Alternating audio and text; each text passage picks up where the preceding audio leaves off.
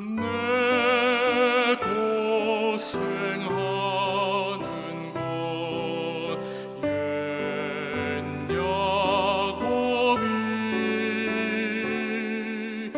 돌베개 베고자 갔습니다.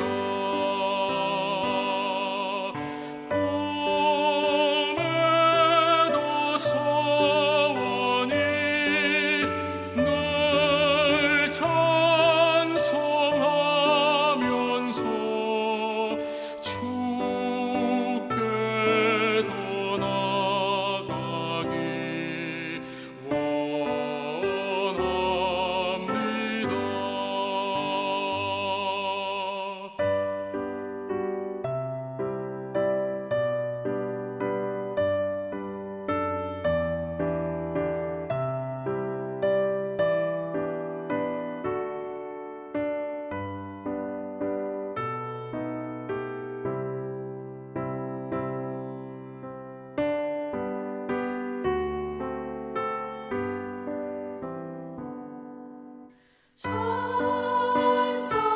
천성에 가는 길 험하여도 생명길 되나니 은혜로다. 천사 날 부르니 늘 찬송하면서 주께 더 나아가기 원합니다.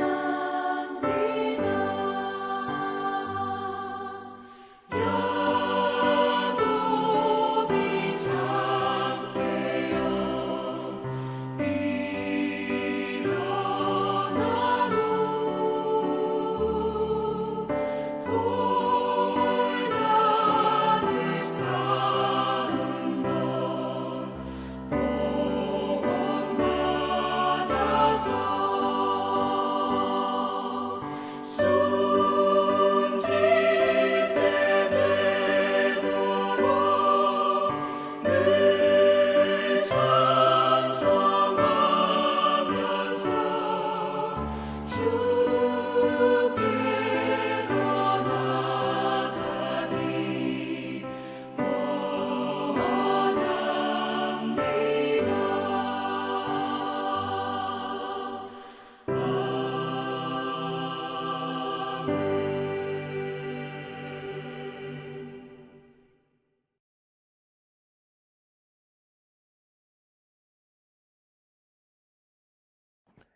오늘 우리가 함께 나누실 하나님의 말씀은 구약성경 열왕기하 23장 21절부터 25절 말씀입니다. 열왕기하 23장 21절부터 25절 말씀. 제가 열왕기하 23장 21절부터 25절 말씀을 읽도록 하겠습니다. 왕이 뭇 백성에게 명령하여 이르되 이 언약책에 기록된 대로 너희의 하나님 여호와를 위하여 유월절을 지키라 하매 사사가 이스라엘을 다스리던 시대부터 이스라엘 여러 왕의 시대와 유다 여러 왕의 시대에 이렇게 유월절을 지킨 일이 없었더니 요시야 왕 18째 해에 예루살렘에서 여호와 앞에 이 유월절을 지켰더라. 요시야가 또 유다 땅과 예루살렘에 보이는 신접한 자와 점쟁이와 드라빔과 우상과 모든 가증한 것을 다 제거하였으니 이는 대제사장 힐기야가 여호와의 성전에서 발견한 책에 기록된 율법의 말씀을 이루려 함이라. 요시야와 같이 마음을 다하며 뜻을 다하며 힘을 다하여 모세의 모든 율법을 따라 여호와께로 돌이킨 왕은 요시야 전에도 없었고 후에도 그와 같은 자가 없었더라. 아멘. 전 세계적으로 산불이 큰 재난으로 뉴스에 오르내리는 것이 어느새 익숙한 풍경이 된 것만 같습니다. 산행을 가는 사람들의 부주의로 혹은 건조하고 더운 날씨에 자연적으로 발생하는 산불은 일단 한번 발생하기 시작하면 그 불의 기세를 멈추기가 너무나 어려워서 진화에 많은 시간과 노력이 필요하다고 합니다. 특히 바람이 세게 불기 시작하면 어떠한 방법으로도 진화를 하지 못해서 그저 산의 모든 나무들이 다 타서 불이 스스로 꺼지기를 기다리기만 하는 무력한 순간도 있다고 합니다. 산불을 진화하기 위하여 때로는 목숨을 걸고 수고하시는 분들과 같이 이스라엘의 불신앙을 회복시키기 위하여 노력하였던 요시야 왕을 통하여 하나님께서 믿음의 사람들을 어떻게 사용하시는지에 대하여 오늘 함께 말씀을 나누고자 합니다. 요시야 왕은 어린 나이에 남유다 왕국의 왕위에 오르게 되었습니다.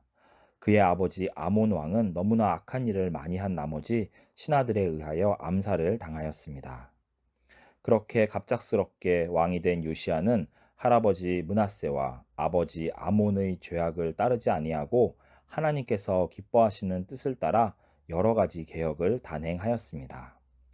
그는 예루살렘 성전을 보수하던 중 발견된 율법책을 읽고서 유다 백성들이 저지른 죄악과 하나님의 심판에 대하여 분명하게 깨닫게 되었을 때 철저하게 하나님 앞에 엎드려 회개를 하였습니다. 또한 우상들과 제단들을 없애고 백성들 앞에서 다시 언약을 회복시켰습니다. 무엇보다 그가 단행하였던 개혁들 중에서 가장 주목할 만한 것은 바로 유월절을 다시 지키기 시작한 것입니다. 유월절은 출애굽 때 하나님께서 이집트에 내리신 10가지 재앙 중 마지막 재앙과 관련이 있습니다. 하나님께서는 이집트에 있는 모든 장자들을 죽이심으로써 파라오의 마음을 돌리셔서 드디어 이스라엘 백성들이 이집트를 탈출하여 자유로운 백성이 될 수 있도록 해 주셨습니다. 당시에 하나님께서는 10번째 재앙이 있기 전에 먼저 이스라엘 백성들에게 어린 양의 피를 문설주에 바름으로써 재앙이 임하지 않고 넘어가도록 하셨는데 여기에서 유월이라는 말이 유래하였습니다. 그러므로 이 유월절은 하나님께서 노예였던 이스라엘을 구원하셔서 하나님의 자유로운 백성으로 만들어 주신 참으로 놀라운 역사적인 사건과 깊이 연관되어 있습니다. 또한 어린 양을 대신함으로써 죽음에서 보호하심을 받는다는 점에서 모리아산에서 아브라함이 이삭 대신 바쳤던 수양과 함께 장차 오실 모든 이들을 위한 구원자 예수님을 가리키기도 합니다. 그런데 이렇게 중요한 유월절을 이스라엘 백성들은 가나안 땅에 정착하기 시작한 사사 시대 때부터 제대로 지키지 않았습니다. 하나님께서는 모세를 통하여 처음에 유월절을 지킬 것을 명령하실 때 이 절기를 이스라엘 백성들이 영원토록 지키라고 분명히 말씀하셨는데 하나님의 구원을 경험하였던 이스라엘 백성들은 그 구원의 은혜를 잊어버리고 전혀 감사하지 못하는 삶을 살았던 것입니다. 하나님께서는 요시야 왕을 통하여 오랜 시간 동안 잊혀졌던 하나님의 구원의 은혜를 다시 기억하게 하심으로써 남유다 왕국을 새롭게 하고자 하셨습니다. 그러나 안타깝게도 요시야의 이 모든 결단과 노력에도 불구하고 남유다 왕국은 결국 심판을 받아 멸망하게 되었습니다. 작은 불꽃에서 시작한 산불이 점점 거대해져서 나중에는 도저히 그 확산되는 것을 막을 수 없게 되는 것과 마찬가지로 요시야 왕의 순종과 결단만으로는 이미 멸망으로 치달아 가고 있었던 남유다 왕국의 거대한 흐름을 되돌릴 수는 없었던 것입니다. 히스기야 왕 이후로 악한 왕들이 계속해서 나타나던 바로 그때에 왜 하나님께서는 요시야를 왕으로 세우시고 그로 하여금 율법책을 발견하게 하심으로써 영적 갱신을 이루도록 하신 것일까요?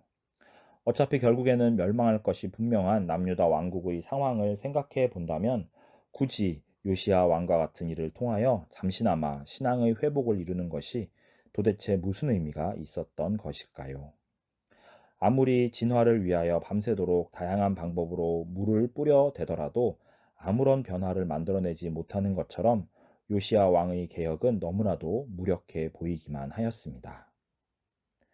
그러나 산불로 모든 산의 나무들이 전부 다 까맣게 타서 그 어떠한 생명도 존재할 수 없는 것 같아 보일 때 황폐해진 숲의 땅 속에는 뜨거운 불길에도 죽지 아니하고 생명을 지킨 씨앗이나 뿌리들이 여전히 존재하고 있다고 합니다. 그래서 시간이 흐르고 때가 되면 불에 타 까맣게 된 흙을 뚫고 새로운 싹이 움트고 생명을 시작하게 되는 것입니다. 비록 우리의 관점에서는 매우 오랜 시간이 걸리는 일이겠지만 하나님께서 지으신 이 세상은 파괴된 절망의 상황 속에서도 그 생명력을 잃지 아니하고 다시 새로운 희망을 꽃피우게 됩니다. 그리하여 언젠가 다시 푸르른 나무로 가득한 숲을 회복하게 될 것입니다. 요시야 왕의 영적 회개와 갱신은 결국 나라의 멸망을 막지는 못하였지만 아무도 볼 수 없음에도 불구하고 살아서 역사하는 믿음의 씨앗을 그 땅에 심은 것이라고 저는 생각합니다. 결국 바벨론의 공격에 성벽이 무너지고 예루살렘 성전이 철저하게 노략을 당하며 수없이 많은 믿음의 백성들이 죽임을 당하였지만 반드시 다시 살아날 그 믿음의 씨앗은 결코 사라지지 아니하고 반드시 하나님의 때에 다시 싹을 틔우며 자라서 하나님의 나라라고 하는 아름다운 열매를 맺게 될 것입니다. 포로기 때에도 여전히 요시아가 걸어갔던 그 믿음의 발자취를 따라 걸어갔던 다니엘과 느헤미야와 에스라 등을 통하여 하나님께서는 믿음의 역사를 이루어 가셨습니다. 그리고 궁극적으로는 예수님을 통하여 완전히 다 타버려 아무것도 남지 않은 것 같은 이 세상에 다시금 하나님의 나라가 힘차게 번성하도록 하셨습니다. 그렇게 다시 아름답게 자라난 믿음의 숲에서 우리들 또한 복음의 생명력으로 함께 자라가고 있습니다. 모든 생명들이 다 사라지고 모든 희망이 사라져 버린 것만 같은 황폐화된 이 세상 속에서 다시금 믿음의 숲을 이루어갈 숨겨진 씨앗으로서 살아가는 우리 종암성서 침례교회의 모든 성도님들이 되시기를 주님의 이름으로 축복합니다.